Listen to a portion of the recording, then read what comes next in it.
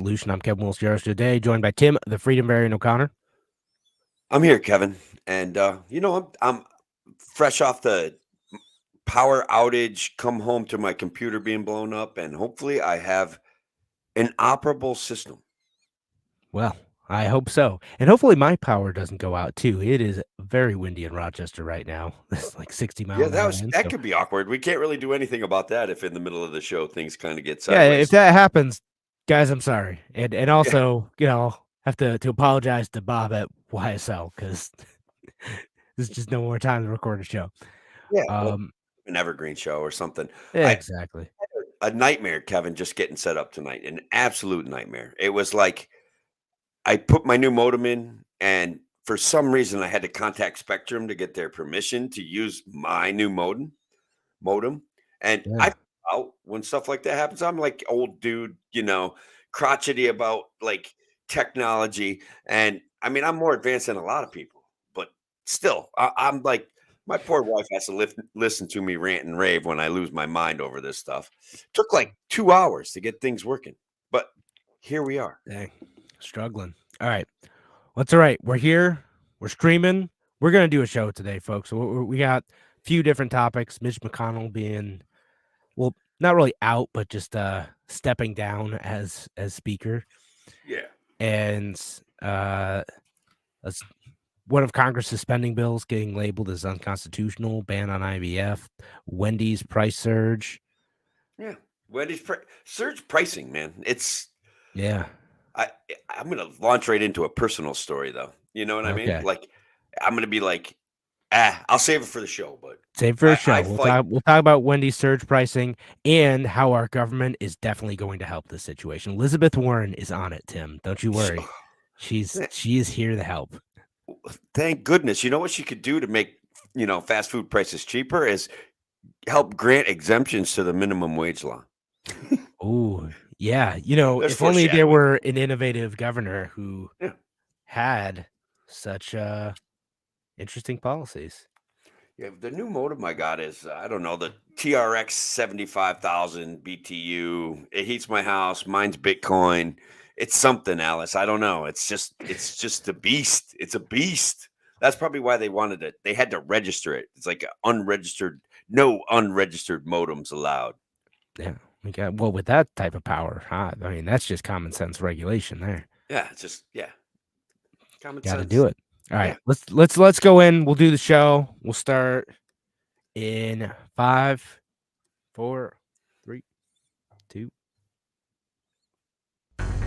Now, an hour of clarity for exhausted people of our nation mired in toxic partisanship.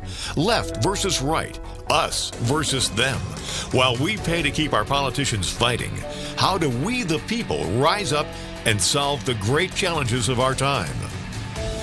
We do it by embracing freedom and liberty.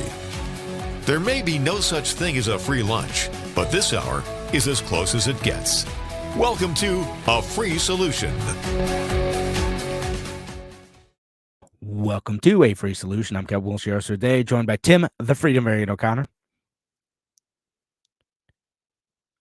Oh no, Tim, did you freeze up on me? Is that us or was that me? Are we? It's all right. You know what? Falling apart, Kevin. It's all right. Like you look like you're really animated in all right. in starting the show. So it's all good, Tim. It's gonna get picked up in the recording. We'll fix it in post. That's okay. What I do. Post-production. That's right. Hey, Kevin. So look, I know we've got some hot topics, but I just want to give a shout out to the government of New York State for running an amazing and excellent event this past weekend. The New York State FAFSA Public High School Association ran a wrestling tournament in Albany, New York. And my kid, TJ, took fourth in Division II at 152 pounds. And I've got to be honest, I loved the tournament. They did a great job. They honored a lot of cool people. And so here I am, once again, simping for the government, man. But they did do a good job with it. I don't know, Tim. I'm starting to sense a pattern. Yeah, I'm proud of my kid, Ed, and so that's really what I'm bragging about. No, There's great stories from all over the state. So they did a wonderful job. Yeah, that's awesome. That must be very proud of your son. Fourth place is a big deal. That's awesome. Yeah, it's a group of like, so look, 30,000 wrestlers, 30,000 kids wrestle in New York State. The top 500 make it to this tournament. Half of those are split between Division One and Division Two, and my kid placed in the top 4 in his weight class in Division Two. It's a real positive event, and a shout out to the kids that placed higher than him. A shout out to the kids that wrestle because it's a gutsy, gritty sport. A shout out to kids all over the state that made it their goal to put on the trophy, win the trophy, get the big medal. It just, and I'm sad that it's done. Like, it may not be done, but it's kind of done. His high school career is over. So, anyways, Yeah. shout out to New York State. Shout out to wrestlers. It was awesome. Yeah. Again, congratulations. Yeah. Yeah. So, as awesome as New York State is, Yeah. at least the sports organizations, we do have some government officials to talk about that maybe you have a lower opinion of. Should we start with our guy Mitch McConnell?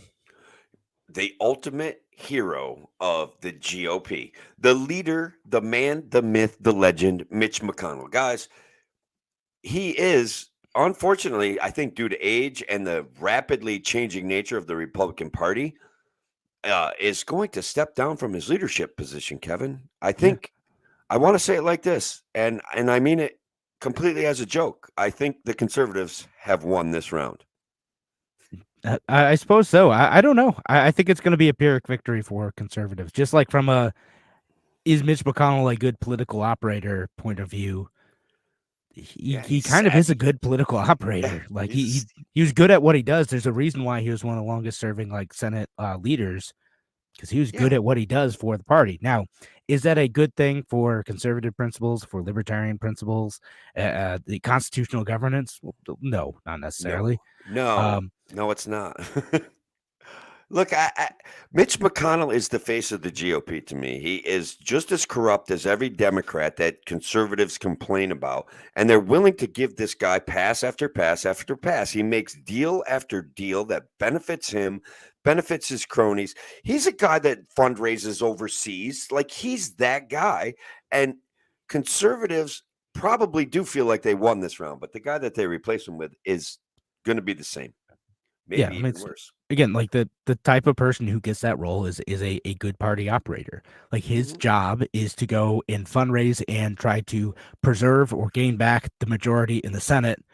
And he was like fairly good at that. That's why people liked him. I mean, now whether he was good at that and then was like using his power to twist arms and buy loyalty, okay, that's whether or not that's an inherent part of the job or something he was good at. I don't know. Can I jump in on that? Because part of the job, right, is, according to the GOP, is winning elections. But if we're not changing the future, if we're not pushing the dime towards liberty, or at least a limited government, then what the only job that they have is growing the government slightly slower than the Democrats. And honestly, I'm not sure that they do that. Yeah, not if we look at like the previous presidency, I don't think that they were doing anything about shrinking the size of government. Not at all. Yeah, the other conservative hero, right? But remember that's not the job description. The job description isn't implement common sense political reforms, fiscal reforms, constitutional governments. That's not the job. The job is win elections for Republicans and maintain your majority in the Senate. Like, that's, I mean, like, again, and that it shouldn't be. The job should be to like effectively govern that side of Congress and to ensure meaningful debates on legislation, treaties, etc. for the deliberative part of Congress. But instead, we had kind of a cynical political operator who was concerned with, for better or worse, protecting his party and doing things like making sure that they had a lot of say in who got appointed judges and Supreme Court justices too. Because again, I know Democrats hate this, but we think about how Obama wanted to nominate Merrick Garland and get him on the Supreme Court, who would have been terrible. Like honestly, like just a horrendous pick from Obama. Like his worst pick by far. I'm glad Right. McConnell like took a active role in blocking it and being like, oh no, we can't do this until the election. Yeah. Look. So Cynical, okay. but it was the right move. Like that guy stunk. Yeah, no, there is the occasional like silver lining to every cloud. Like we have a couple of decent Supreme Court justices. One of them, wasn't Gorsuch the guy that eventually got appointed after him? It was that he was So the guy who that's came a in next, Gorsuch. yeah, that's a big win. That's one of the biggest wins of Absolutely. all time, really. Few silver linings of the Trump presidency. Yeah, there you go. They're there, Kevin. They are there. Yeah, So that's an area where okay, I'll give some props to Mitch McConnell, but like you know, I mean, like you've made the point very adequately that he is just a political operative whose goal is to win elections. There's not a lot of principle behind that position, and to win elections, you have to raise money. Where does that money come from? Arguably, I'd say selling regulations and propping up the MIC with a circular toilet bowl of spending, where we're just flushing it down the toilet. you know, That's my however he's take. got to get it done. Scratch a Yeah, couple backs, whatever. yeah, Right. yeah. But yeah, no, Sure. and again, he's not being kicked out. He's not being forced out like in the way that like the previous House Speaker was, Right. Kevin McCarthy. It's that he basically he gave a speech today and is like, well, Father Time remains undefeated. Just it's time for me to step down and let a new generation step up. So he's done in that regard, but he's serving out the rest of his term, even though he's had some like notable public health problems with like freezing up and not saying anything out in public. Some odd moments That's there. true. That Yeah, is but true. It's happened, man.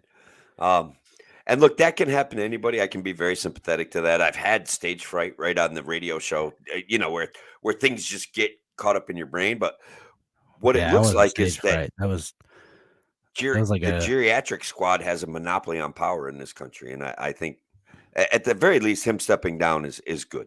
You know, I think so. arguably, Hopefully, we'll yeah, see. arguably. I'm He's a glad he's devil, stepping down. right? And Yeah. I said, I know. I've been trying to like dig for things like, but what about like this thing? I'm like, I Mhm. don't particularly like the Yeah, guy's no, policies at all. Just well, trying he's to give some back and forth here. yeah, he's the face of the GOP. And Yeah, that to me is one of the many reasons why I ended up as a libertarian is that the promise of smaller government, the promise of fiscal responsibility, the promise of rights and responsibilities has never actually been delivered upon. And so libertarianism goes a little like one step further in that direction. And I like it. I like where I reside mentally. It was always a challenge because I was a liberal when I was young. You kind of morph into a conservative, and then you realize that the GOP is not an answer to conservatism. And then you realize sometimes conservatism goes too far. Like, I don't want to force religious views on people. I have no interest in that. Um, I want a smaller government. I want less wars. Um, you know, and I think conservatives have lost that narrative. So that's me. I'm sorry, guys. I still love you. I hear a lot of things that you say that make sense to me. But here I am saying Mitch McConnell was never your friend anyway. Sorry. yeah. I'm sure a lot of conservatives who felt that way for a while too. Sure. I said he's a guy who's concerned with the public image of the party, regardless of like where the principles should have been, and including on things like spending bills, right? Like he knows that like is politically perilous to try to hold up the functioning of government to extract actual principles and fiscal reforms and spending controls out of doing the business of Congress, and he wouldn't do it. He would fold when the opportunities came many Yeah. times. Well, yeah. And good news on that note, Kevin. Congress just narrowly avoided a limited shutdown yet again. Bipartisanly, they Woo! came to an agreement. So it's just for Well, now. all right. So is it another continuing resolution? Yeah, Is yeah, that what we sure. I got? mean, yeah, that's what we got. Yeah, something like that. I Yep. mean, We'll they just strike a deal, and who knows what it even means, right? Like they're just going to keep spending money like drunken sailors. That's what it means. We'll just So it's a great agreement. Another great agreement for the American people, right?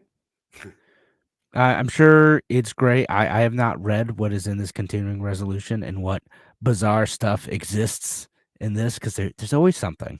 Somehow Oh, I it's can't always a wait to. thing. Yeah, yeah, I can't wait. Like that's an area where like a guy like Rand Paul does a really nice job of taking advantage of the frivolous spending that gets wadded into these agreements and making popular noise out of it. Populist noise of saying, "Hey, we're like funding a chicken study. Like, do we really need to know how chickens react to methamphetamine? Like, we can all presume it's bad and not good for them. Like, can't we just leave it alone? Do we have to send $1 million to some agency in Ukraine to study meth-induced chickens? Like, do we have to do that? That's the question. I don't know. The How answer could is, we not do that? Like, I think that is an important goal of science, Tim. And if well, we don't get methed up chickens, like, I I mean, don't know, look, we won't know what sort of medical benefits that provides. Putting I chickens do on get, meth. It's, yeah, I do get being curious about it. Like, and I think that there might be the possibility of some private enterprise funding that on their own without some sort of yeah, $1 million study there's from the definitely government. someone in the back country who has already attempted this. Yeah. So, Just ask them to start documenting their data a bit more effectively. Like, yeah, that's it. no, please don't give any meth to chickens on your own. I'm talking to both the government and the folks who may have both of those supplies at home. You probably shouldn't do that. It's not nice to the chickens. Yeah, correct. They should have, yeah, free will and all that. Chickens can't consent to eating meth, so there's no reason to do it. That's right. Just they're all around unpleasant experience for the chickens. I'm sure. Maybe I don't know. But we don't know until we study it. That's the point. Yeah, we don't know. Um, That's why science exists, Kevin, to answer those big questions. Let's be honest. That's right. I know. Yeah. No, the Rand Paul's like Festivus stuff is great. It's full of all sorts of weird stuff like that. So I Yeah. like reading that list every year.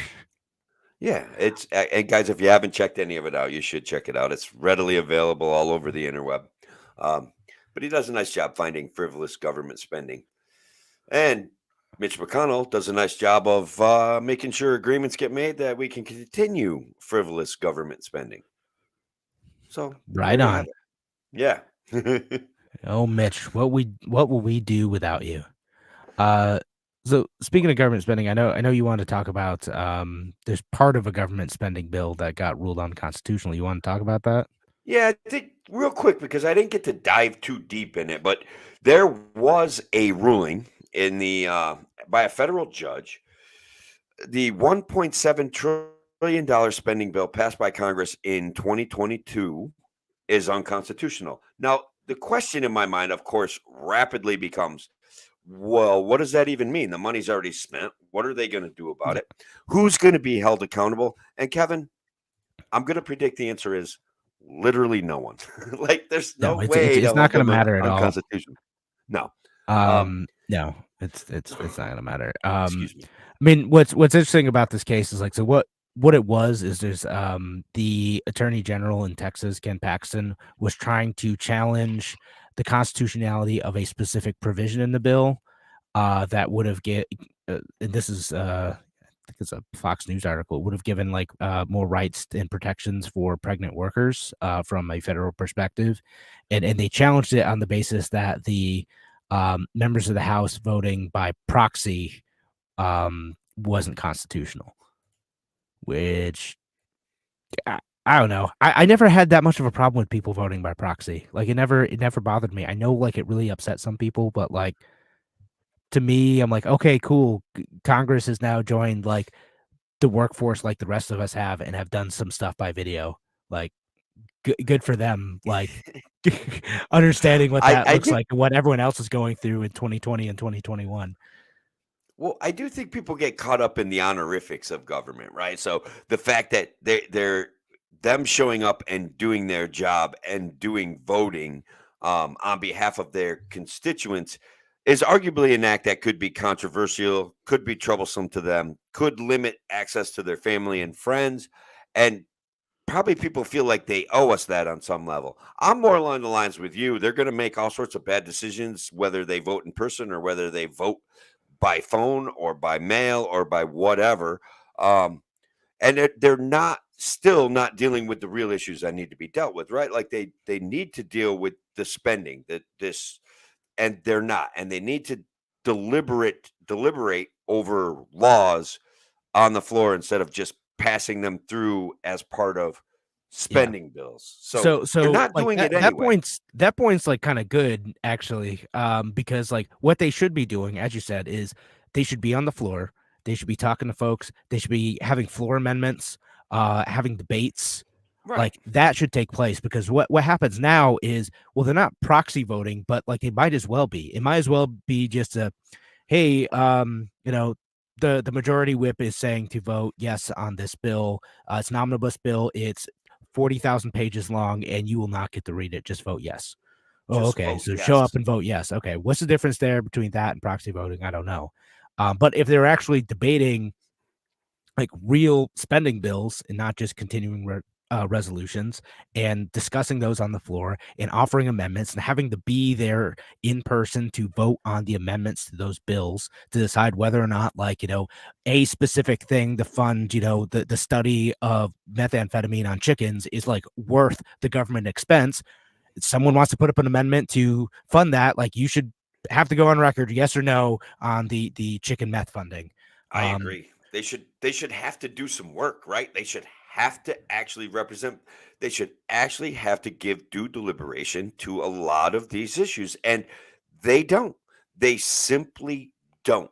They come up with big, huge spending bills like the $95 billion for the Ukraine and Israel that barely got debated, the Super Bowl Sunday war bill, like the war funding bill. Like, and that was after the House had kind of rejected the one before that. It's like, do your jobs, argue these things on the floor. At least then we know where you stand. And man, will it make for some great sound bites, because those jokers will say incredibly stupid stuff, and people will realize that we're being led by idiots. It will be epic, Kevin. Yeah. Would be. Let me sneak in a couple comments before we have to go to break. Alice on YouTube says the bills they vote on are not even read by the people voting for them. Nope, they're not. There's no way. There's no way they could read them. Get them an hour or two before they have to vote, and they're thousands of pages. Ridiculous. Patricia has an interesting comment. I have no idea if this is true. I'm going to research this, but Patricia says, I think voting by proxy is more constitutional. Founding fathers did it when necessary. Interesting. I'll have to look that up. I have no idea if that's true offhand, but I'm gonna look into that, because it'd be interesting if they did that. It would make sense. Someone's out in business, you gotta, and there's only a couple bills a year. Yeah, I mean, there's been locally. There's been allegations of proxy voting by people who didn't even know that they were eligible to vote in certain political party structures. They had served on a board at some point. They had a vote. Their vote was captured by, let's say, the chairperson of the committee, and on their behalf, he cast the votes they wanted. Vote on their behalf. All right. Well, not the votes they wanted, the votes. The votes. Yeah. Well, interesting. All right. On that note, though, we do need to hit the break. Thanks again for joining us here on A Free Solution on WYSL. We're going to be back in just a few minutes. Talk to you soon.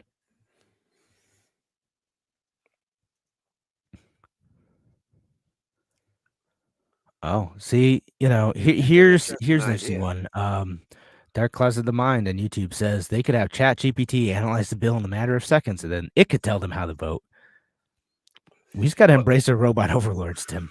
I mean, I'm there. You know what I mean? Like, look at me. I'm kind of connecting to the internet ever more directly.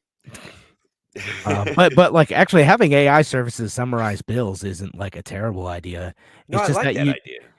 There's still like so many like different line items in there. Like and I don't know if you've used ChatGPT much, but like how you ask it to frame the response that you're looking for can lead to a bunch of variations in answers. So if you ask for, hey, give me a 2-paragraph summary of this 5,000 word omnibus bill, it's going to give you one answer. And then if you say, hey, give me a 1-sentence summary of every spending item contained within that bill, it's going to give you another.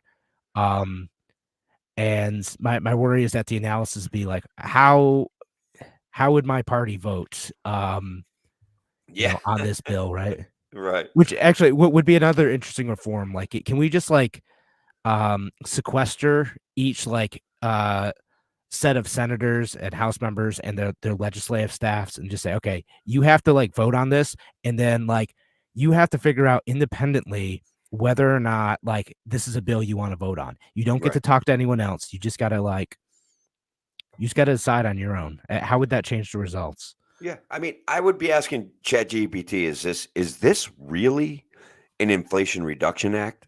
And like I only need one word answer but I already know the answer. You see what I mean? Like I'd be out No. ahead of it. Oh no. I mean, and if you ask Google Gemini, then it's gonna, give you like, well, it's complicated, and we have to consider all the problematic aspects of this bill and the Nope, ways we that don't. Nope, I don't agree. But yeah, I have fought with ChatGPT, and I found it to be just an extended version of a data accumulator that you could find all the information yourself. Like what it does do is like rapidly accumulate certain styles of information, but when you ask it to write like libertarian slogans, it's like it doesn't really do a good job. There's So, yeah. nothing that we haven't already Well, tried. it doesn't know. It's just trying to predict what like it thinks you want it to say. Yeah. So that's all it's trying to do. And Is it can be. It's just trying to please me. I like that. It's That kind of sounds good. it, but it's basing it off of whatever information is out there, and so they're looking at everything associated with libertarianism, and then saying what words are supposed to come next. I beat you to the punch by like a second on the Google Gemini All right. joke. Well, good thing we're not on the radio show. Yeah. All right. All right, Speaking so of the look, radio show, we should go back to it. My computer is taking over me. All right. It's Am I taking here? over you. Can you hear me? Yeah, you're here. I can hear you. Can you still hear me? My computer just did something weird. I thought you lost me. Yeah, I can hear you. It's all good. I fixed it. Good. I was at a point where I was going to smash all of my computer items into the ground today, but I've recovered. Right. I heard you talking smack about ChatGPT, and your computer's like, it's that's one of our boys. That's Yeah. Stand up. Edge wanted to step up and interrupt everything. Okay, oh thanks. goodness, are you using Microsoft Edge? Is that not really? But why? I haven't I haven't erased all the demons of it. Like they're still Tim, there. there's your problem, man. You use Chrome. Well, it's better. I think I'm technically on Chrome, but Edge is still in the computer, wanting to achieve supremacy. There's a war going on between Google and Edge. You know what I mean? That's right fair. in this little tiny computer. It's weird. And I'm the one that loses. Collateral damage. It's true. But let's go back. We'll go back in about 10 seconds. Maybe we'll talk about the IVF ban thing. Yeah, let's talk next. about that. Let's talk about that because it's been a big news wild. item. Go back in 3, 2. Welcome back to A Free Solution. I'm Kevin Wilson today, joined by Tim, the Freedom Variant O'Connor. I'm still here, Kevin. I mean, I don't even know where I could go. I live for Tuesday nights, it's actually Wednesday night. But I love doing our show, man. I love it, and I love the comments. I love the thoughtfulness. I love the people of WYSL that are checking us out. We're going to talk about something pretty controversial, right? Yeah. So we're going to talk about. There was a ruling that came out of Alabama that effectively bans IVF. So it's in vitro fertilization. And I got the backstory on how this ban on in vitro fertilization came about. Basically, what I'll say, my interpretation is a patient who was having a breakdown got into an infertility clinic and damaged some frozen embryos. The embryos, the parents of the embryos, or the people who own the embryos, depending on your position there, were very upset and sued the hospital for a wrongful death. Like they wanted to cash out on this, which maybe isn't fair. Maybe they were legitimately upset. I know that in vitro fertilization can be, you've already gone through trying to have a baby. It can be a very emotional and challenging thing. So Yeah, it's emotionally challenging. It's expensive. It's yeah, it really is. And it's like a great like exhibition of the desire to have children, right? You're very dedicated to that notion. So yeah, they felt like they really lost something. So they sued the hospital for a wrongful death. And guess what? They lost that first. Like it was basically dismissed that frozen embryos do not meet the definition of a human being. But in Alabama, they appealed and it came back around. And the judge said that I'm trying to find his exact quote. But all right, so even if I can't find it, he's like, no, they're babies, and this is these are unborn children, and can you imagine the chilling effect that is going to have on the in vitro fertilization thing, where people are literally willing to trade everything to have a child, and yeah, if you mishandle a frozen embryo, you can be, you know, wrongfully sued for a wrongful death.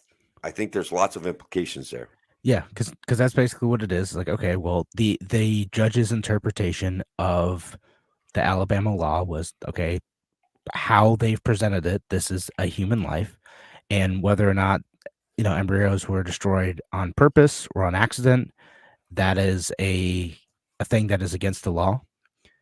So if you're a clinic, what happens with a lot of these fertilized embryos is a lot of them end up being discarded after they're done, or there's successful implantation of the embryo, and that would be murder under this interpretation of the law, right? Which, Correct.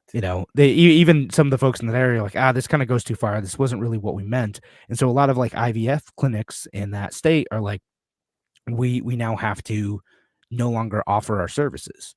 And again, there's some people who might be in the middle of that treatment, which again is expensive and taxing on the body, and taxing emotionally Sure. for many people. And that's it's cut off because a judge perhaps even correctly interpreted the law, but the law was written in a way to ban this service that helps people start their families.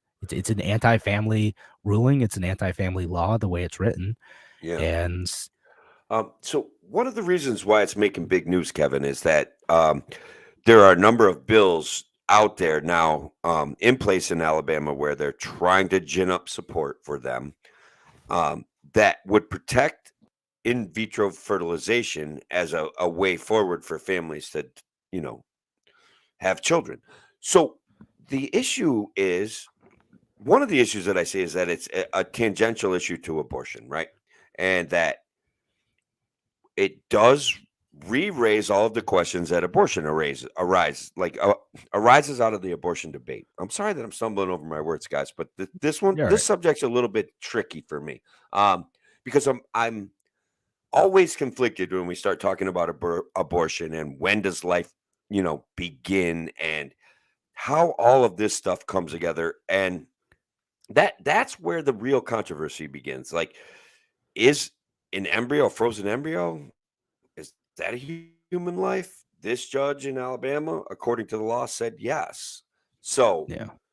all of the bills now on the floor that are trying to protect in vitro fertilization have to kind of line up with the notion that a frozen embryo is not a baby. And so it basically coincides with the abortion debate, Kevin. And I think Yeah, no, that's I mean, one it of the kinda reasons why does, it's right? making a lot of news right now. If your view is that life begins at conception, then taken literally, then those are all human lives and need to be protected. That's not how most people view it, particularly in this treatment. But if you're taking that to a point of logical consistency, then that's what you have to do. That's what you have to say. And as I think that eventually a law will get passed where they're going to protect IVF in Alabama and probably most other states that have enacted these really strict abortion bans. They're going to make sure they clarify the law to say like what it is. And Donald Trump even got on board, he said, we want to make it easier for mothers and fathers to have babies, not harder. That includes supporting the availability of fertility treatments like IVF in every state in America. Yeah, Donald Trump, certainly. even though he's always been kind of iffy on pro-life issues, to be honest. Yeah, I mean, he's does whatever. He's utilitarian and populist when it comes to that. Like, let's be real.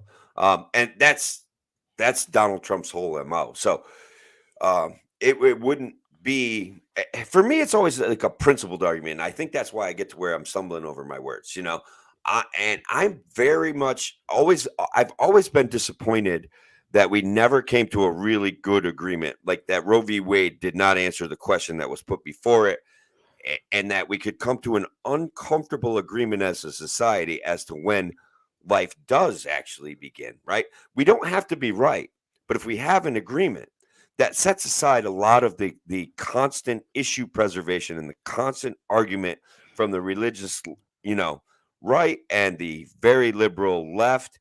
And so I think that there should have been a middle ground long before this and in an uncomfortable agreement on the notion. I don't think we're gonna get that point. Like, there's people who have principal differences here, right? Sure. Like, and like even that's within like fair. the Libertarian Party, we have principal differences. There are folks who are like, nope, that's a human life, so it doesn't matter at what stage you abort that baby. If that's a human life, that's murder. And the consistent position, if you take that, is, well, all abortion should be banned. And there are other folks within the party who emphasize the bodily autonomy of the mother and say, no, it doesn't matter. You shouldn't be required to carry a baby to term because that is your choice. And like, clearly is not a human life yet. Right. Those maybe a certain, and then the middle ground debate ends up being like, well, it probably becomes a human life at some point in time, but like, I don't know like when that is, right?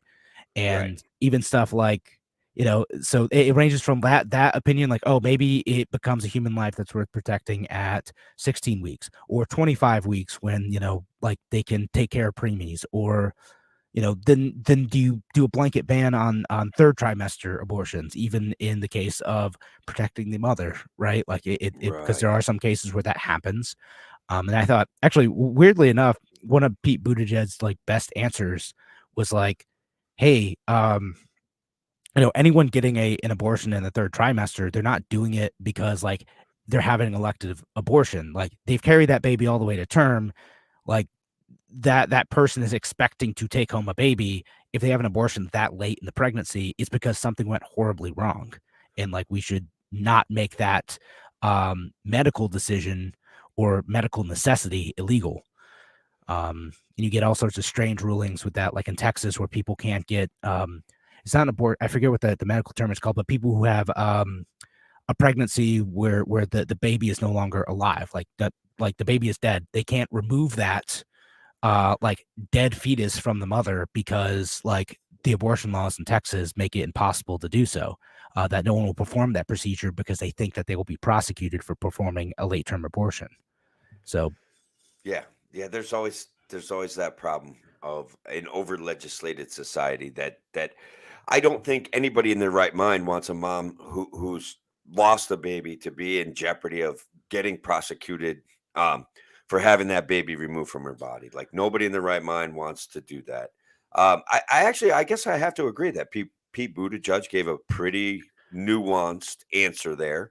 There is still that thought of, oh my God, last minute we have a viable child on the way, and an abortion gets put into place. I think that people are repulsed by that notion. Yeah. So, it like hypothetically could happen, right? Right. Like, and but it's, you end up with these strange situations where medical decisions need to happen fast. And that's what it is. Again, like I'm in this, like I'm having, my wife's having a baby in a week. It's oh my God, is it next week?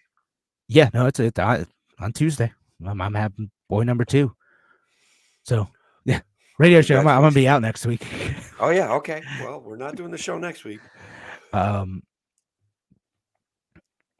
Yeah. Congratulations, Kevin. You've got to do your part to maintain the reproductive birth rate of families in America. So I appreciate your effort here. So it's still slightly below replacement rate, technically, yeah, you need to be what, like 2.3, 2.4? 2.1. I need to have 1/10 of a baby. All right. Well, I'm not going to recommend that, but I would say to impose your will on society, have like 4 or 5 kids, right? And then you're guaranteed like to live forever on some level. Well, There we go. statistically, Yeah, statistically, it becomes more likely that your genes survive. oh yeah, just have a whole bunch of kids and build my own voting block. And Yeah, that's how the Irish did it. I mean, we've talked about that. yeah, right. I see. I don't know that my wife is up for that, but I'll pitch that to her, see what she thinks. I don't know that I can afford the daycare either. It's rough out there. Don't worry about that. Money takes care of itself. It'll be fine. Yeah. Well, let's get to a couple of these comments. We have a couple minutes left, but Real Mav One says that's just more BS. If the baby is dead, it's dead. No murder involved. Yeah. I mean, yeah. The thing is, like that makes sense, but like, doctors were and their lawyers were correctly worried that they might get prosecuted for some overzealous law enforcers thinking that that's an abortion. And I know certainly the law that we're talking about was worded that way. Like certainly that's reality. I remember reading it. It was like it tried to be a very clear-cut, straightforward law. Therefore, it created an unnuanced problem with enforcement. Yeah. And saying this person, Real Mav on YouTube, says a baby that's alive is a human being. Simple. Yeah, I mean it's simple to you. Again, I'm trying to make room for other points of view. I'm generally pro-choice, but I understand where other folks are coming from. I understand the logical consistency of this stuff. I get it. I'm just trying to lay out the facts here best we can. And Shelley jumped in with abortion was never legal in our country. RVW, which is Roe versus Wade, allowed abortion on demand. I was supposed to be aborted by a doctor's orders that my mother refused to follow, and her body took a toll. I mean, it should always be your mother's choice in that situation. It's she chose to have you, and that's great. I'm glad she did. Yeah, glad you did. She did, but abortion was sort of illegal in some places. Like they timed it by like the quickening, and then you couldn't like terminate a pregnancy after that. Although it took place with a lot more like home medicine type of stuff. It was more like that. People would just take like herbs that would be likely to end the pregnancy.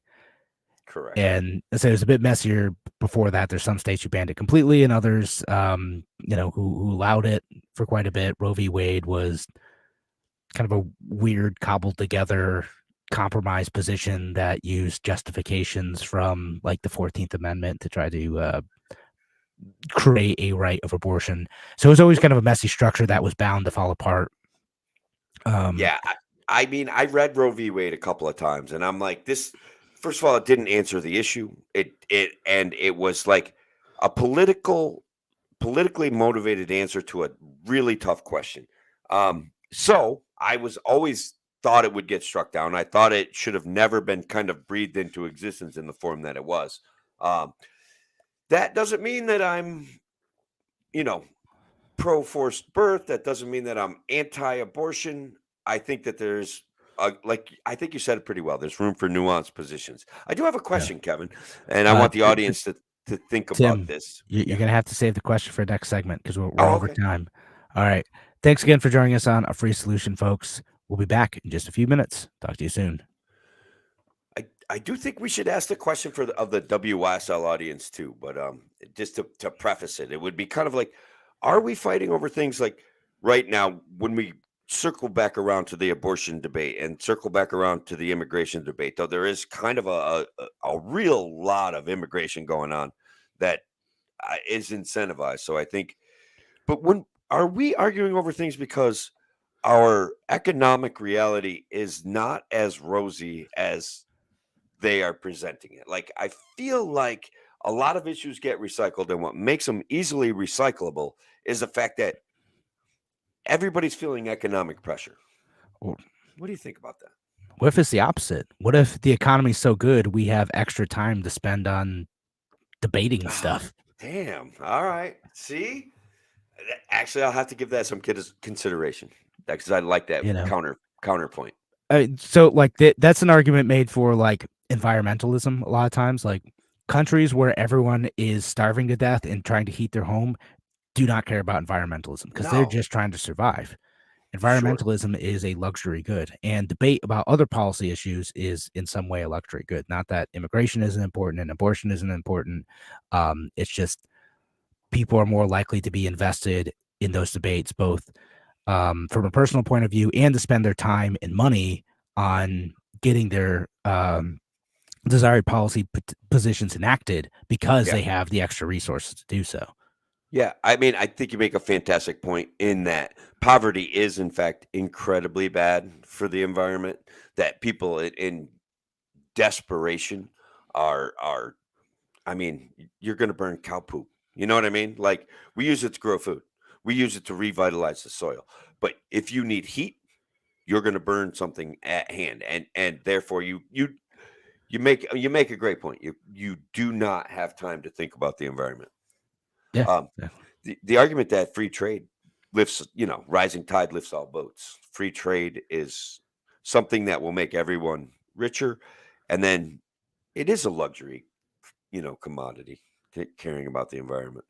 That kind of is the whole Kuznets curve idea around it. Basically, like like you at a certain point, like you go from like no carbon emissions because like you have a society that's doing nothing to rising carbon emissions because like a society is building up and everyone's just trying to like struggle to the point of survival, and then it decreases because. And you can apply this to any environmental impact because, like, you now have the resources to care about the space you live in because you have more than you need to survive. Yeah, no, I'm with you. Hey, put up real maths comment. I kind of went through something similar. I was a little Uh, bit older than a teenager. so, we'll read the comment. You Yeah, want to read it? yeah, I would. I fathered my oldest daughter as a teen. Was I ready for the responsibility? Absolutely not. But she was born and survived to be a mother and a grandmother. And congratulations, man. I get it. Like, It's awesome. certainly there's a sanctity of life that gets lost in the abortion discussion that as a quasi-religious individual, though I profess no affiliation with an organized religion, that but I do believe in the sanctity of human life, and human beings are important to me. So I get it, man. And you made sacrifices, and you cut deals, and you worked hard, and who knows, maybe you ran into bad court decisions, and maybe you felt like a second-class citizen, like I know a lot of dudes do. So I don't know, like, I get it, man. And thank you, right? Like, because that's the real sacrifice. That's what keeps society going. So I just wanted to comment on that. Yeah, absolutely. And Yeah, I'm glad it worked out. And again, it's one of those things where that's a great choice too. yeah, And I'm glad that you have that family and that legacy. absolutely. And all right, so we should probably go back to the actual show. We'll wrap We up with better. some Wendy stuff Mm-hmm. and some California news. All right, let's do it. Doing like national stuff today. All right, we'll go back in 5, 4, 3, 2. Welcome back to A Free Solution. I'm Kevin Wilson here today, joined by Tim, the Freedom Variant O'Connor. I'm here, Kevin, and I just want to give a big shout out to President Joe Biden for handily winning the Michigan primary. I know I threw you a curveball, Kevin, but you weren't ready for it. But congratulations, congratulations to that guy. He knocked it out of the park. He was running against uncommitted and like 2 other people, and bro, he got like 81% of the vote, despite the fact that people do not appreciate his handling of the war in Gaza. Yeah, that's probably the biggest reason, at least among Democrats, is that, like, Robert F. Kennedy Jr. was pretty much denied access to the Democratic Party, perhaps is a contributing factor. It would have been awesome if he had been beaten by unconfirmed or uncommitted, which we could call none of the above. And I just wanted to get everybody out there. I saw a bunch of like news stories like, oh, he lost to uncommitted. I'm like, no, he didn't. Like, no, he did not. In like some towns, it was like close, like closer than I this love those anyway. towns. Yeah, like Dearborn, I think was like one of those towns, but oh, really? yeah, but No, he didn't lose. And it's something that happened before, like Barack Obama also, he got like 90% or something.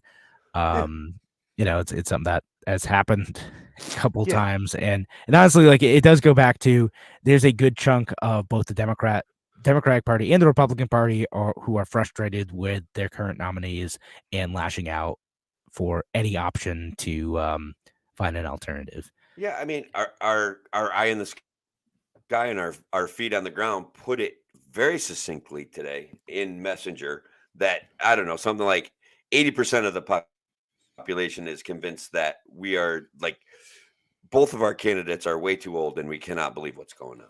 It was funnier the way she put it. And I'm sorry with my slow computer setup, I can't access the comment, but it was great. Thank you, Patricia, um, out Yeah, there in YouTube and Facebook land, offering us great information all the time. yeah. No, So, that's Kevin, we should it. talk about your hero, libertarian hero, Elizabeth Warren. Elizabeth Warren. Oh goodness. Yeah. I don't think there's any stretch of the word where we can say libertarian hero, unlike, another famous Biden. We can at least make a joke about that, but Elizabeth Warren is the bane of the libertarians' entire worldview, and she is here from the government, and she's here to help. What is she helping with today, Tim? She's helping with possible Wendy's surge pricing. And I say possible Wendy's surge pricing because we'll talk about how it's not actually. I think most people are misunderstanding it, but I'll read her tweet. She said, "At Wendy's is planning to try out quote surge pricing. That means you could pay more for your lunch, even if the cost of Wendy's stays exactly the same. It's price gouging, plain and simple, and American families have had enough." She wants to do something about this, Tim. She wants to make sure that Wendy's can't ever change their pricing. And who knows? I'm expecting a federal solution to Wendy's changing their pricing sometime soon because she was also involved in like sandwich monopoly stuff, right? Like she had Yeah. also like butted Yeah. into the Subway Jimmy John's thing. She was big on that, protecting the consumer for their voracious appetite for, high carbohydrate food. The sandwich monopoly. She had to put stop to that. Now the next thing she's gonna save us from is Wendy's being able to change their pricing on the fly. Which Look, surge pricing is a thing. It's already happening. It happens particularly in restaurants that are doing brisk takeout orders through those Grubhub and DoorDash, right? Where they raise their prices. If you're trying to order something at 7 o'clock from your favorite pizza place, you may in fact be paying $2 or $3 more for a pizza pie than you would be paying if you ordered it at 3 o'clock. That's an absolute reality. It puts hundreds and thousands of dollars in their pockets. It's actually not such a bad thing. And you can time your purchases to avoid that if you want to, yeah, or you can go right to the store and avoid the added expense of, DoorDash. you could do Oh, that. Sometimes yeah, those services they charge a bit more during peak times, and they're doing the delivery services are doing it when they impose it for the same reason that Uber does, because yeah, the people who are working for them are not employees. They cannot command them to work at any given time. sure. So they offer an extra incentive for them to get out and meet the demand that exists. So the same Yeah. way Uber does this, where they say, hey, there's a bunch of folks in this area that need rides. You will make some extra money if you go to this area and provide people with rides. Turn on your phone, your apps, get in your car, and go like provide this service. Yeah. They're doing God's work, these price gougers. Okay. Like they're Yeah, literally out there meeting market demand. And that's the beauty of a free market, right? You don't look, guys, you don't ever have to eat Wendy's, right? Much no, less go to Wendy's at a time when it wants to charge you 10 cents more for a cheeseburger, which yeah, Wendy's, by the way, guys, emphatically denies Elizabeth Warren's accusation that no. they They all they they say did it's was they just put up menu boards that they can change the prices on. Yeah, I was about to say, like, they say it's fake news. They're like, Yeah, they had mentioned during an earnings call, they talked about the idea of like dynamic pricing. And all they really mean by that is that like the way they do pricing now is they're sliding out like manufactured like pricing like things that have to be like made and shipped to the store. right. And so now they're like, hey, we're gonna set it up so that you're basically gonna have big TVs there, like every other fast food chain already has, Yeah. and that we're going to allow the franchise owners to like run specials. So like In the same way, like a happy hour is dynamic pricing, right? You get $1 off like pints of beer. That's dynamic pricing. It's a time-based thing. We say, oh, you come between 5 and 7, you get $1 off a beer, right? Yeah. Or let's And say you want to sell meth-laced pretzels, right? And to get them like all the way into society, you start them at a really, really, really low price. And then if your menu board can change instantaneously, it's perfect. You've got the hook, and you're off to the races making money. yeah, Maybe that's not the best yeah, way to like go about it. Tim, I this don't went know. in an aggressively libertarian direction. We got to get the creds out there, Kevin. We got to let people know.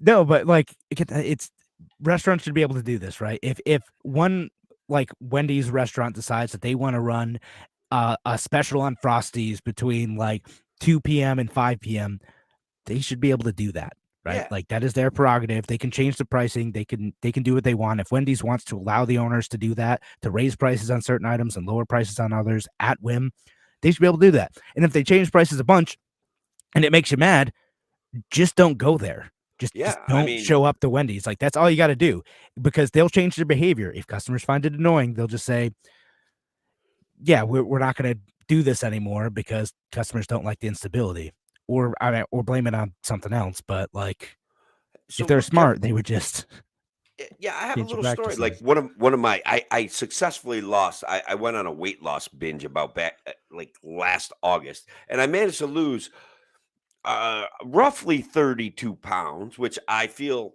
like amazed at myself with the amount of It's willpower. not But bad. yeah, one of the things that I had to do was avoid the surge pricing at Wendy's and McDonald's. Like by simply always avoiding places like Wendy's and McDonald's. Now, does that mean I cut Taco Bell out of my meal plan? No, because Taco Bell is actually low in carbohydrates and offers a lot of roughage. So you can work in some Taco Bell even if you're trying to lose weight. But those loafy bread stuff, you got to stay away from that. So That's the there's key. another way to avoid their surge pricings. And You I swear to just God, don't if eat Taco there. Bell goes to surge pricing, I'm gonna lose my mind. Yeah, then dynamic like pricing. You're going to be able to get the beef chalupa at like $3 at between 2 and 5, and then at $10 between like 11 p.m. and 2 a.m. Yeah. Man, in high school they would have got me, because that was like my favorite time to go to Taco Bell, is like midnight. Imagine that. So they could have got us. We would have been in line hungry, and like, all the boys are packed into the car and we're like, yeah, we're getting Taco Bell, and they could have been like, yeah, those are like $10 each, and we'd be like, okay, I guess that's our paychecks for the week. Cool. Yeah, no, you would have made that deal. Taco Bell wins on that, on so many levels when it comes to that. There's a compulsion or a like craving for it. It works, and basically, like I said, I still manage to lose weight while eating Taco Bell at least once a week. So, and I don't think I could have done that if I had eaten at McDonald's or Wendy's. Yeah, honestly, all things in moderation. Like that's the key, right? Like you can eat a McDonald's hamburger like once a week. If you're eating it like Morgan Spurlock allegedly was in Super Size Me, yeah, it's gonna be bad for you. Everyone knows that. Do you remember like what the horror? Yeah, the horror of Morgan Spurlock gaining like 100 pounds from eating McDonald's every day. But then when you hear the real story, it was like every time they say, well, do you want that supersized? He said, yes. I mean, he literally made a glutton out of himself and injured himself. Dude. He did. Well, no, some of it was fake too. Like he wasn't really following it. He was just, he put together like a not very accurate documentary. And, at the end of the day though, too, like the concept is ridiculous. Like no one, not even like, I would say not no one, but almost no one is eating McDonald's literally every day. No, there's some super users who might, but like that's not a thing. Like you know that's bad for you. Like, yeah, all things in moderation. You have a McDonald's hamburger every once in a while, it's not going to kill you. You have like 5 of them a day, of course it's going to be bad for you. Like that's common sense. You should know that. Like it's not good for you. Yeah. I mean, that is common sense, isn't it? It's supposed to be a treat. you shouldn't be going there 3 times a day. There's obviously a lot of calories there. They're Yeah. obviously using chemicals to make the food last I know longer. we have some negativity about Taco Bell and Oh, McDonald's in the Alice. comments. I don't know what she's Not talking not about. not Real Mav and Alice are not fans of those. I don't blame them for not liking McDonald's and Wendy's, but Taco Bell, my So I'll say precious this: Taco Bell. I will mildly defend McDonald's in that, like, I know what I'm getting. It's not great, but you know what? It's usually pretty consistent. It's It's fine in a pinch incredibly and like consistent. occasionally. Like, Yeah. you should not eat every day. Like the thought of eating like I've had like McDonald's like twice in a row and regretted it. Like I'm like, Yeah. no, that Nope. stunk. Like I've been on like road trips and like, no, I hate that. That's once is fine. Yeah.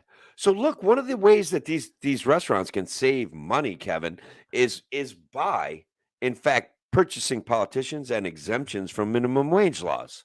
They Oh, they great could, strategy. Great yeah. strategy, Tim. Just saying, there's ways around this. You should be like a national consultant on this stuff. Yeah. California, they increased their minimum wage to $20 an hour.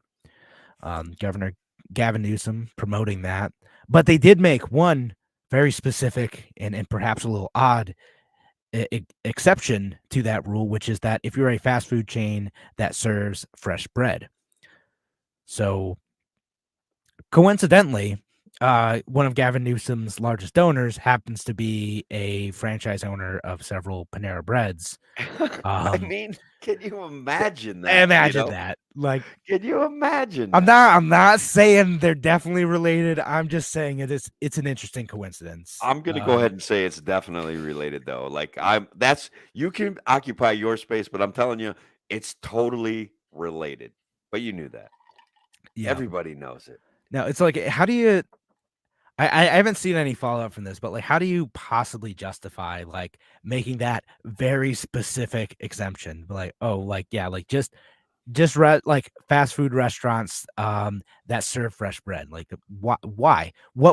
If you're gonna make like a workers need a living wage argument, what possible reason could you have for like, oh, but not these ones, not this group of people? The fresh bread people. Yeah, I mean, uh, it should boggle the mind. It probably boggles the mind of the WYSL listeners. I'm sure it's boggling the mind of the people that join us on the internet. But how do people continue to support Gavin Newsom and the elected political elite when it's so obvious that they're corrupt? How do they Yeah, fall back and still say, well, he did it so that he could raise money for his presidential campaign, and that's who we need in the White House? Like, could that be the argument, Kevin? Could yeah. that be the I mean, my goodness. mental leap that they make? Arguably. Maybe. I don't know. I have no idea. Like Gavin Newsom being like the alternative to Joe Biden is ridiculous. Like that again, like that's the stuff like this, the stuff where like his buddy, he pushes for this exemption for his buddy, allegedly. It seems to be a connection there. Yeah. And in addition to all of his goofy stuff during COVID and whatnot, other than like him changing his mind on nuclear power, like the dude is terrible. But luckily, most other folks are changing their mind on that too, so he doesn't get that much credit. Yeah. No, so I don't know. It's an odd thing to me, and I I don't know. I don't know how you not you, but how anyone like lets folks get away with this. Just run them out of office. But that's the issue. No one gets run out of office. Congressional approval rating is in the toilet. It's at the lowest rates of in history. And yet there's still this 91, 92% reelection rate. Like incumbents get reelected. Mitch McConnell got reelected for 50 years. Like he was a bad guy. He was a political expedient. Gotta hold them accountable. All right. Yeah. But sure. Tim, on that note though, we gotta head out. Thanks again for joining us here on A Free Solution. Have a great night, WYSL folks. Take care. All right. Man, a lot of folks negative about fast food places in here. I grow more negative about them as I get older. Taco Bell's the only one that I really go to. Sometimes my kid wants to go to McDonald's, and I'm literally at the point where I will buy him something to eat from McDonald's, but I will not buy myself anything. I just do not like the way that their food tastes, and it may be an aging thing. It may be it That's doesn't fine. I fit. mean, like personal opinion and sometimes like I said that like food's mostly pretty consistent at those places. Sometimes though it's garbage, right? Like like there's always like you might know one in like your town or next town over, like some fast food restaurant isn't meeting the brand consistency, and like Yeah, they're that's how it goes. And again, I worked in a McDonald's for a little bit. I've seen what it looks like. It was okay, right? Like most of the stuff it's fine. sure. I mean, it's clean, right? Basically, Yeah, no, this one was fairly clean. yeah. It's good. They have a And system to keep their food clean. They have a system of checking to make sure that the food is not it's contaminated. Those things are okay. it's Um, all like it's all very like scripted. There, like you have like a photo. At the time, it was like a series of photos that would show you exactly what to do for each step in the process. Okay, here's the little thing that you follow to put the patties in a certain placement on the grill thing, and then it had a little weird little press that went down, and then it made like a tone, like a little like a little jingle actually when it was about to pull up, and then you had to pull them off within a certain number of seconds and assemble and put them in the warmer and then assemble them. It's like a whole thing, yeah, right? So it's like yeah, a yeah. factory process for fast food. I've gotten it very efficient. No, Um, uh, that makes sense to me. Even I was into fine dining when I was younger. Like I managed a restaurant. I used to wait on tables. I used to bartend. And even there, one of our goals, Kevin, because we were in a somewhat touristy area, were able to command a higher rate of, for our food. But one of the things we were determined to provide the customer was if our prime rib this Friday tastes exactly like our prime rib next Friday, then people who like our prime rib are coming back and they're bringing yeah, other people. So that that consistencies. consistency is key. It's Yeah, absolutely key. 100%. Yeah, you don't want to go to a place. Okay, am I going to have good prime rib today or terrible prime rib today? Because they might not want to take that chance, like Yeah, you want to hope that like the good chef is on to get your food cooked right. that that is we would boil it down just it wasn't to quite to pictures, right? But it wanted to be chef independent of talent, right? Like Right. it just a person that can go in there and follow these rules and get this product to the table. Like the prime rib goes in at exactly 10 o'clock, right? And the oven is set at exactly 225 and it is not ready until 3:45. There's no art to it. And guys, I may be misremembering, right? But it was, you know, Right. 4 ounces Your of point is just pepper, 3 ounces of salt, like a hand rub with garlic afterwards. It was like the instructions were boiled down to that, and that was yeah. it.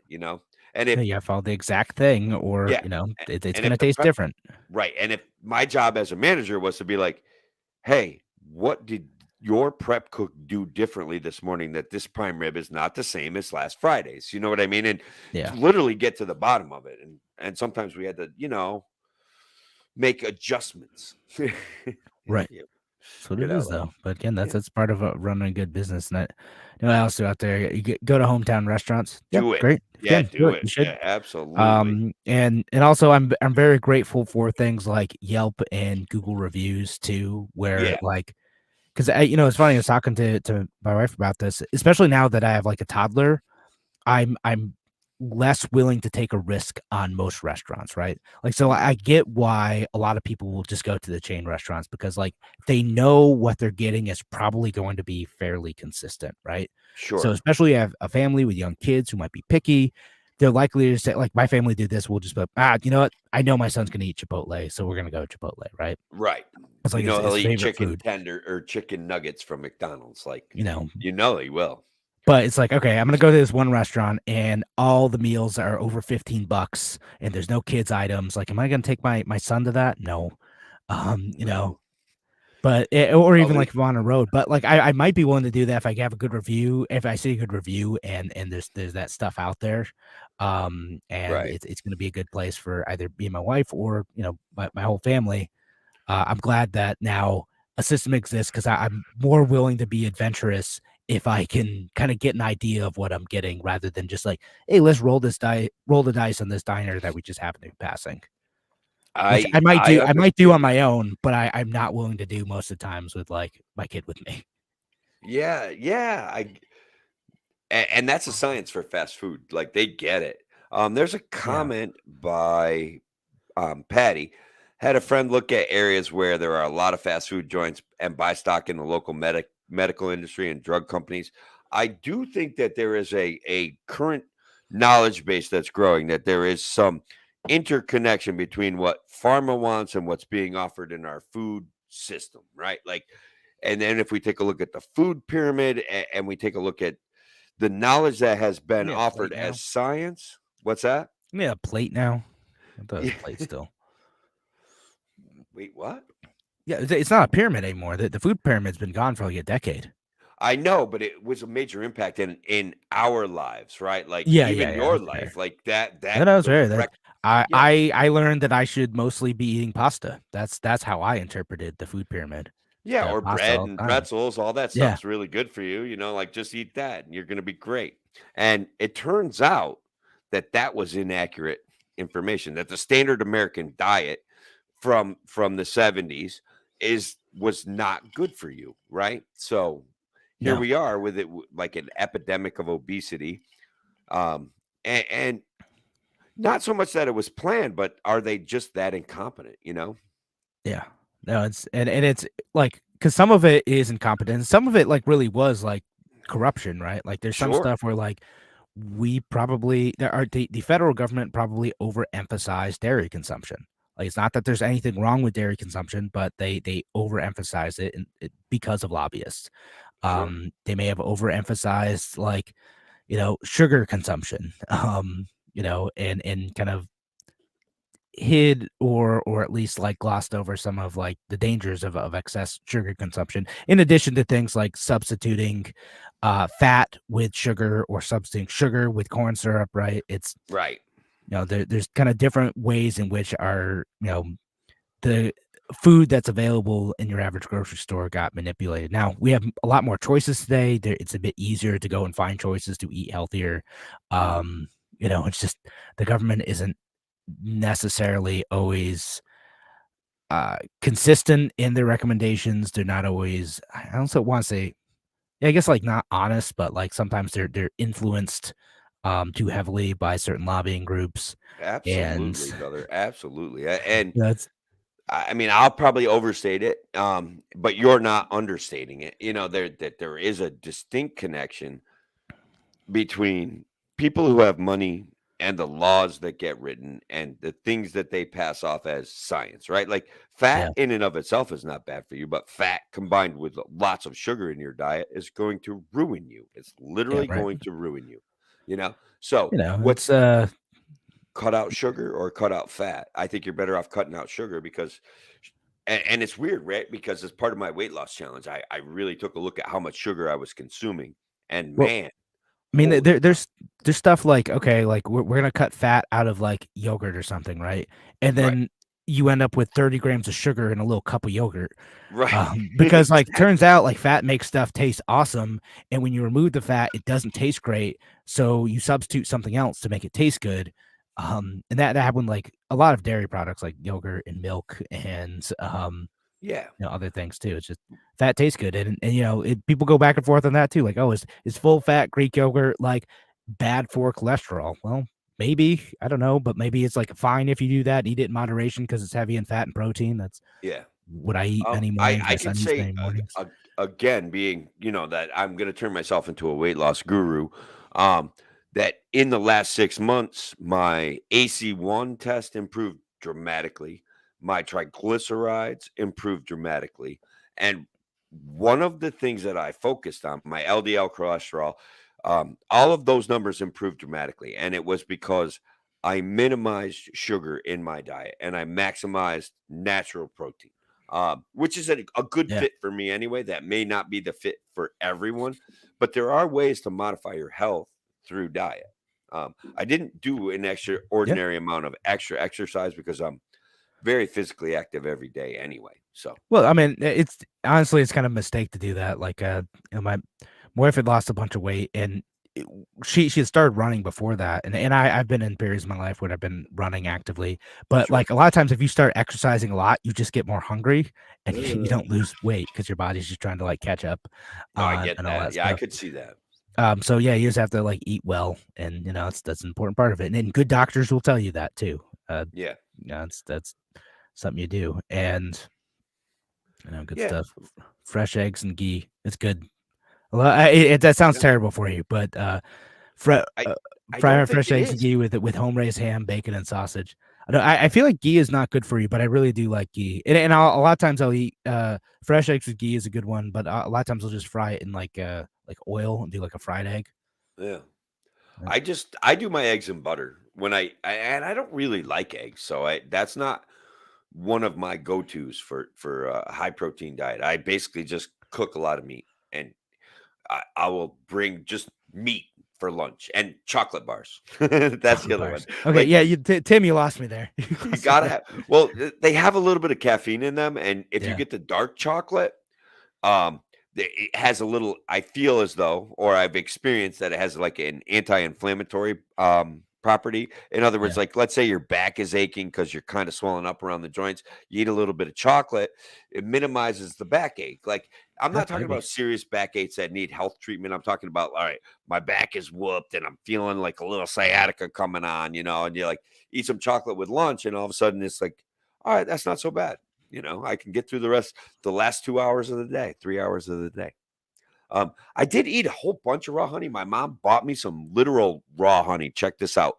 It was wild, Kevin, because it was filled with wax and I don't know, like it was chunky. You know what I mean? And I'm just like eating it out of the thing. So honey And that was just like scooped out of a hive somewhere. yeah, and it was A, delicious, and B, I don't know. I don't know that it had any real positive effects on my health, but it certainly didn't hurt my health. It was Yeah. pre my latest labs, and my latest labs, like I said, came back good. I did do some All things to supplement. moderation. Honey's still Yeah, sugar, but yeah, right. Yeah, but I did some and I like sugar. I like sweet things. So I did do some supplementing, right? I did try to take vitamin D regularly and I tried to like take a little bit of magnesium pretty regularly and I did buy a B12 vitamin. I don't know if any of those things impacted anything. I think the biggest thing was cutting back on sugar and eating more protein. That's my sense of it. that's probably a good thing. And that's Yeah. it's a lot of how my wife lost weight too. It's like, all right, we say a bunch of chicken, Yeah. fills you Yeah. up, Yeah. instead of like eating 3 bowls of pasta, like we eat like a smaller amount of chicken, Yeah. I was a big pasta guy too, right? Like I Yeah. loved pasta. So I'd make spaghetti and meatballs. Now it's like, all right, I'll put 4 meatballs on my plate and a little bit of pasta. Whereas before it Yeah. was like I would have a big, huge plate of pasta and 2 meatballs. And Yeah. arguably the balance seems to be Right, you working. see to add a bit more because I did that with like rice and beans today. It's like normally I just like eat rice and beans and vegetables and stuff, and I'd eat a ton of it. Then I'm eating a ton of rice, and instead of like, no, I'm gonna add a bunch of ground beef to this, and now I eat like one small bowl and I'm good.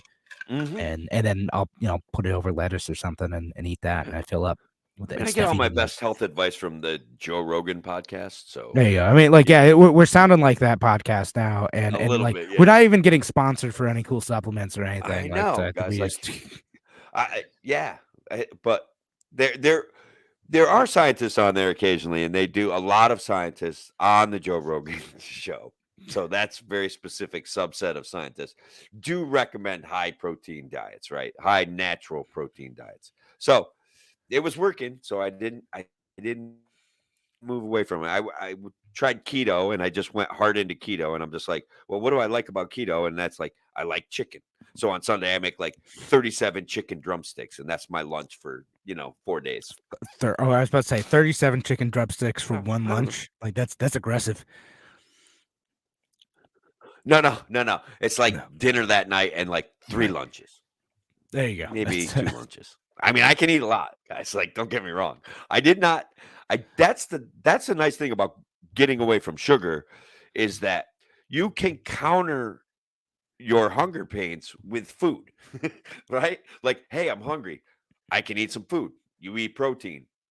All of a sudden, you're less hungry, and Yeah. you still have some energy being generated from the fat and the protein. So, and sugar is, I think sugar's the devil, Kevin. That's what I want to It's say. the devil. Yeah, Sugar's it's bad. it's all things in moderation. Not sugar.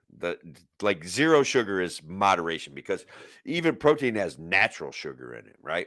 Yeah. So you're eating sugar there too. You're eating sugar in a bunch of stuff. It's you Yeah. could eat like beets or something that has sugar in it too. But like Yeah, and I would.